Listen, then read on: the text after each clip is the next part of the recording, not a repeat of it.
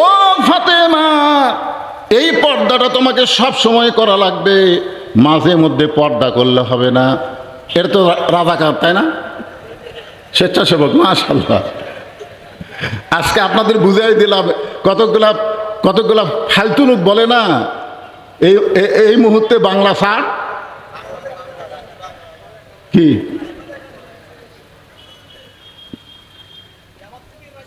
জামাত শিবির রাজাকার, এই মুহূর্তে বাংলা স্যার। সেই জন্যে আমি বললাম রাজাকার কারা কারা? স্বেচ্ছাসেবক। ওরা কিন্তু রাজাকার বলে গাল দিচ্ছে না, আমরা স্বেচ্ছাসেবক ইসলামের। জোরে কান ঠিক কিনা? আল্লাহর কোরআনের মাহফিলের স্বেচ্ছাসেবক। বাংলার জমিনে আল্লাহর কোরআনকে গালিফ করার জন্যে আমরা দরকার হলে রাজাকার গাল শুনবো, তবে আল্লাহর কোরআন থেকে এক মুহূর্তের জন্য আমরা সরব না। জোরে কান ঠিক কিনা? কারা কারা রাজি? দুই হাত তুলে আমার আল্লাহকে দেখান। লিল্লাহে তাকবীর। হাত নামান।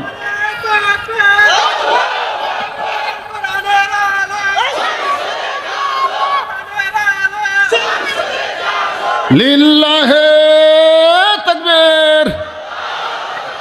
আল্লাহ রাসূল বললেন, ফাতেমা অকরনা ফি বুয়ুতিকুন্না ওয়ালা তাবাররাজনা তাবাররুজাল জাহিলিয়াতিল উলা।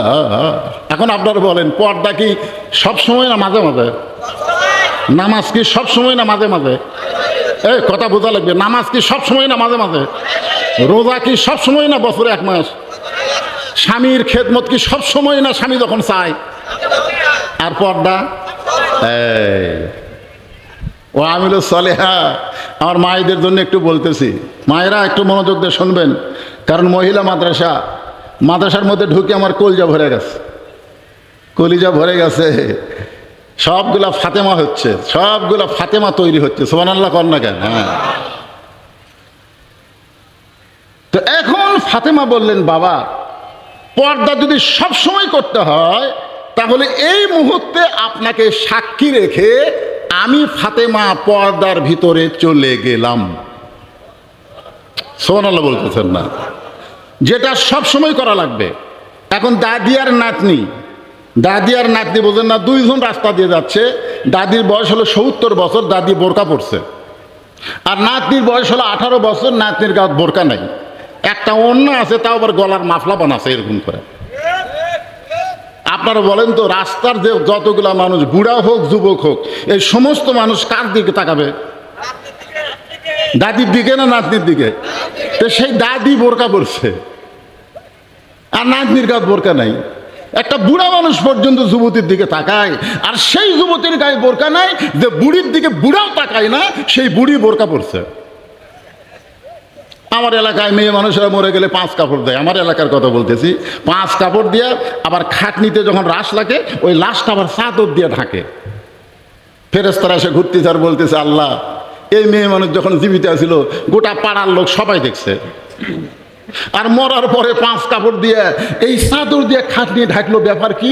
আল্লাহ বলতেছে, ফেরেশতা ওই দেশের নাম বাংলাদেশ রে, ওই দেশের মেয়েরা বাঁচতে মানে না রে, মরার পরে মানে রে, মরার পরে মানে রে।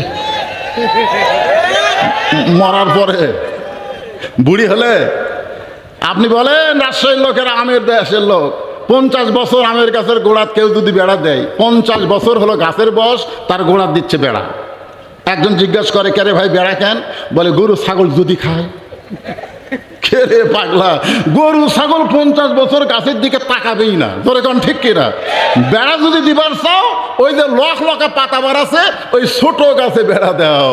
পর্দা যদি করবার চাও, বুড়ি মানুষ পর্দা করা লাগবে না, কারণ বুড়ির দিকে বুড়াও তাকায় না। পর্দা করতে হবে যুবতী অবস্থায়। জোরে বলেন কথা ঠিক কিনা? আমার মায়েরা একটু মনোযোগ দিবেন। সঙ্গে সঙ্গে ফাতেমা পর্দার মধ্যে ঢুকে গেলেন। একদিন গভীর রাত্রে ফাতেমা হযরত আলীকে বুকের মধ্যে জাপটে ধরে কপালে একটা চুমা দিলেন। সুবহানাল্লাহ বলেন। বউ যদি স্বামীকে বুকের মধ্যে নিয়ে কপালে চুমা দেয়, স্বামী তখন কি করবি? মুখ গোমটা করে বসে থাকবি নাকি?